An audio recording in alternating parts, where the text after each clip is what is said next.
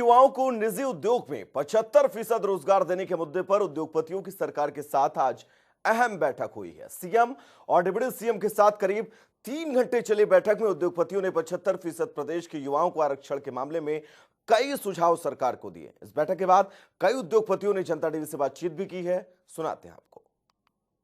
हरियाणा के युवाओं को 75% रोजगार निजी उद्योगों में देने को लेकर सरकार ने एक फैसला किया है, लेकिन उस फैसले से पहले आज हरियाणा के मुख्यमंत्री और उप मुख्यमंत्री ने तमाम उद्योगपतियों के साथ भी मुलाकात की है और इस मुलाकात में उनसे सुझाव लिए गए हैं कि जो सर्विस रूल इसके लिए बनने हैं उनसे पहले उनका क्या सुझाव है, इस पर बातचीत आज की गई है। आज मुख्यमंत्री जी ने आप तमाम लोगों को बुलाया हुआ था, तमाम उद्योगपति पहुंचे थे। क्या आपकी तरफ से सुझाव दिए गए हैं? कितना आप इस सरकार के फैसले को लागू करने के लिए तैयार हैं क्या? देखिए, मैं JN मंगला हूँ, प्रेसिडेंट गुड़गांव इंडस्ट्रियल एसोसिएशन, और ये मेरे साथी हैं और काफ़ी देर इस बारे में चर्चा हुई।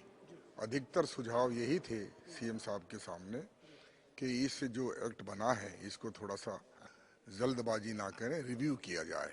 माहौल बढ़ाने में टाइम लगेगा क्योंकि जो ऑलरेडी वर्कर्स लगे हुए हैं वो बाहर के लगे हुए हैं और जो नए इन्वेस्टर जो आ रहे हैं उनको हमने एक किस्म से तैयार करना है कि वो भी हरियाणा के प्रदेश में उद्योग लगाएं। तो हमने गुजारिश यही की है सभी उद्योगपतियों के संगठनों ने मिलके कि आप थोड़ा सा संयम रखिएगा और हम आपके साथ हैं। और इसको थोड़ा सा कुछ लोगों ने ये भी कहा कि इसको डेफर कर दिया जाए, पोस्टपोन कर दिया जाए, और कुछ लोगों ने अपने सुझाव भी दिए हैं। तो मिली जुली प्रक्रिया उसमें आई है और कोशिश यही है कि किसी तरीके से अगर ये बैक हो जाता है तो बहुत अच्छा है, लेकिन सरकार इस बारे में बैक करने में कोई ऐसा फैसला नहीं ले रही है। वो चाहती है कि इस कानून को लागू किया जाए। आपने कहा कि इसको बैक कर दिया जाए तो ये अच्छा है, मतलब ये दिक्कत क्या है उद्योगपतियों के सामने? कारण क्या है कि 75% केवल हरियाणा के ही युवाओं को आप रोजगार दें? इसमें कोई आपके सामने दिक्कत क्या आ रही है, परेशानी क्या आ रही है? इसमें हमें कोई परेशानी नहीं है। योग्यता के आधार पर उद्योगपति हमेशा कर्मचारियों को रखते आए हैं। अगर हमारी रिक्वायरमेंट के मुताबिक अगर कर्मचारी नहीं मिलेंगे तो हमारी इंडस्ट्री में नुकसान हो सकता है। आज हरियाणा प्रदेश का जो युवा है वो बहुत सक्षम है और जिस तरीके की हमें जो लेबर चाहिए उस स्टैंडर्ड का वो नहीं है, बल्कि और बेटर स्टैंडर्ड का हरियाणा प्रदेश का एक हमारा आदमी है। तो हेल्पर हो गया, जैसे इस टाइप के जो लोग हैं वो मूल्य कठिन हो रहे हैं। तो हमने पहले भी प्रयास किया है कि हम लोगों को रोजगार दें, हमने दिए भी हैं, ऐसा नहीं है। काफ़ी सालों से हम संगठन में हैं और हमने बहुत प्रयास किया है क्योंकि हम प्रदेश के वासी हैं और हमने पूरी कोशिश की है कि ज़्यादा से ज़्यादा ऐसे लोगों को रोजगार दिया जा सके। लेकिन हर चीज़ जब एक एक्ट बनता है तो इतनी जल्दी उसको लागू करने में दिक्कतें आती हैं। तो अभी इंडस्ट्री इस मामले में तैयार नहीं है, उसको तैयार करने की ज़रूरत है। वो तैयार करने के बहुत से साधन हैं, बहुत से तरीके हैं। कौशल विकास से उनको ट्रेनिंग देना, स्किल्ड ट्रेनिंग देकर उनको तैयार करना, तो इसमें समय लगेगा, ऐसा हमने सीएम साहब को कहा है। आप क्या कहेंगे कि ये जो मुख्यमंत्री जी कह रहे थे आपसे मुलाकात के बाद कि कोई ये नहीं कह रहा है कि हम इसको लागू नहीं करेंगे, ये कह रहे हैं लागू करें, लेकिन इसमें कुछ सुधार की जरूरत है, इसमें कुछ अमेंडमेंट की जरूरत है। किस तरीके के अमेंडमेंट आप लोग चाहते हैं? माननीय मुख्यमंत्री जी ने ये एक बात ही कही है, जिसमें डिप्टी सीएम हमारे दुष्यंत जी भी थे, कि हम इंडस्ट्री के साथ है। इंडस्ट्री को किसी भी तरह की सहायता चाहिए, इंडस्ट्री को कोई अमेंडमेंट करनी है, किसी भी तरह का इंडस्ट्री को हम सहयोग करेंगे। उसके लिए किसी भी तरह की अगर इस एक्ट में संशोधन करना पड़ा तो उन्होंने हमें आश्वासन दिया है सभी इंडस्ट्री को कि भाई वो हम करेंगे, ताकि हरियाणा की जो बैकबोन है वो इंडस्ट्री है। तो उन्होंने इस बात को समझते हैं, वो उनका भी अपना कार्यकाल इंडस्ट्री में रहा है। तो मेरे ख्याल से वो इस 75% आरक्षण के ऊपर जो वो नीति लाए हैं उसमें कुछ अमेंडमेंट अगर करनी पड़ी तो वो अवश्य करेंगे।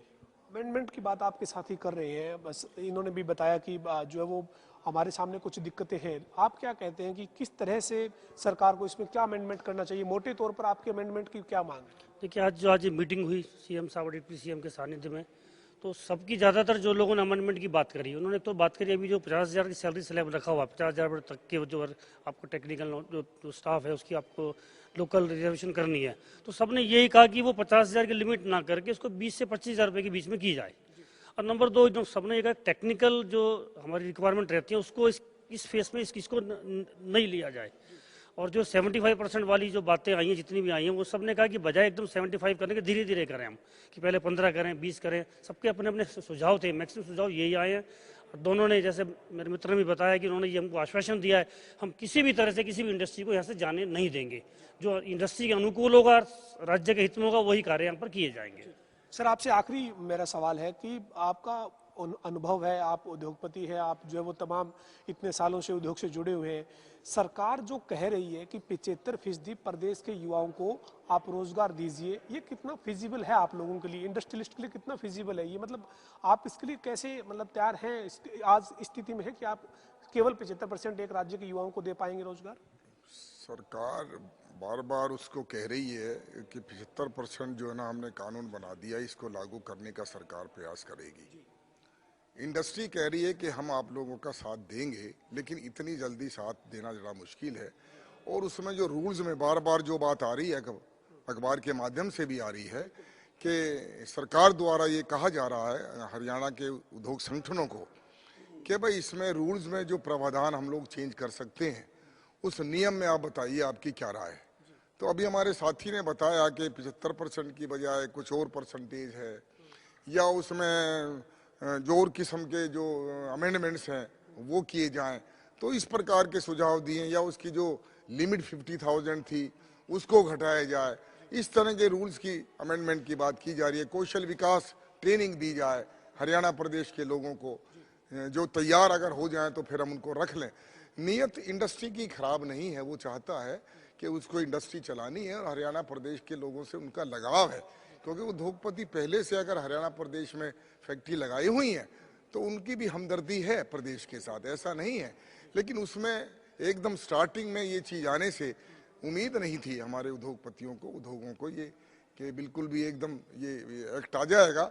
और वो धीरे धीरे तैयार करने की आवश्यकता है। मैं समझता हूँ कि आज माननीय मुख्यमंत्री जी और माननीय जो डिप्टी सीएम थे अपने, उन सब लोगों के सामने हमने यही बात कही है कि इसमें थोड़ा सा समय दीजिए। और जो जो रूल्स में आगे ये भी कहा कि भी आप लिख के भी भेज दीजिएगा, तो हम कोशिश करेंगे कोई रूल्स में जो परिवर्तन अगर कर सकें तो हम उनको सलाह भी देंगे, हम पत्र द्वारा उनको सूचना देंगे। जी, बहुत शुक्रिया बातचीत करने के लिए। तो ये हमारे साथ उद्योगपति थे और इनका ये कहना है कि आज सरकार के साथ एक लंबी बैठक हुई है, लेकिन जो 75% का सरकार का फैसला है, जो कानून है, वो बहुत जल्दबाजी में सरकार लागू करना चाहती है। लेकिन उनका सुझाव है कि उसको फिलहाल इतनी जल्दबाजी में लागू ना किया जाए, कुछ उसके लिए समय दिया जाए। साथ ही साथ कई तरह के महत्वपूर्ण सुझाव जो है वो भी उद्योगपतियों ने सरकार को दिए हैं। बहरहाल देखना होगा कि किस तरीके से इसको लागू किया जाता है, कैसे उद्योगपतियों के साथ सलाह मशवरा करने के बाद सहमति इस पूरे मुद्दे पर बन पाती है। वीडियो जर्नलिस्ट विजेंद्र सिंह के साथ पवन सिंह, जनता टीवी, चंडीगढ़। तो सरकार के साथ आज हुई इस बैठक में तमाम उद्योगपतियों ने क्या कुछ कहा, सुना आपने। चले इस बीच